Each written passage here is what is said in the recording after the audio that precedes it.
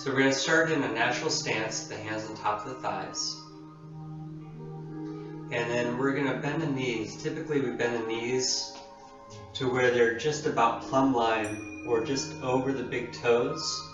And again, we tilt the pelvis a little bit, let the top of the hip bone rotate back, let the tailbone sink, lengthen the lumbar spine, the chin is slightly tucked, lengthen the cervical vertebrae. And typically when we're doing our mobility level stretching, we're not going to go where the knees go past the big toes typically, because in our body movement we don't want to strain the joints. In this exercise, we're actually going to begin as deep as we can without leaning the body forward. So once I would have to lean further, that's about as far as I'll go.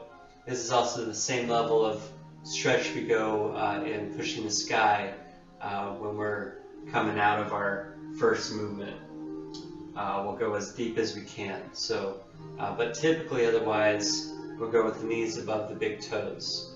And that's true for our normal body movement, our mobility.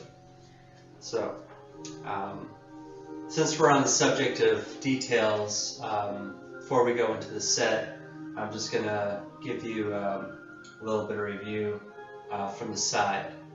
So, I'm in my natural stance, my knees are above my big toes, and then I'm going to sit deeper. And then as I straighten the legs, I'm going to turn my head just to a comfortable turn. I'm not going to strain my neck, just a comfortable turn, more or less in line with my shoulder. But then I'm going to take my eyes and look far behind my shoulder. Simultaneously, as I slowly bend my knees and slowly turn my head back to the front position, I'm going to keep looking behind. I'm going to press my palms against my thighs, look behind my shoulder, slowly rotate, and then when I feel like my head's at about a 45-degree turn, I let my eyes release slowly to where my head and eyes come to forward position. And I'm going to go as deep as I can into that squat without leaning my body forward. And then concurrently the breath would occur. So as I would turn my head, I would inhale deep, look behind, pause for as long as I can comfortably, and then press my thighs with my palms, creating the feedback of pressure and tension in the body. Slowly rotate my head, slowly bend my knees, and I would be exhaling as I'm coming out of that turn.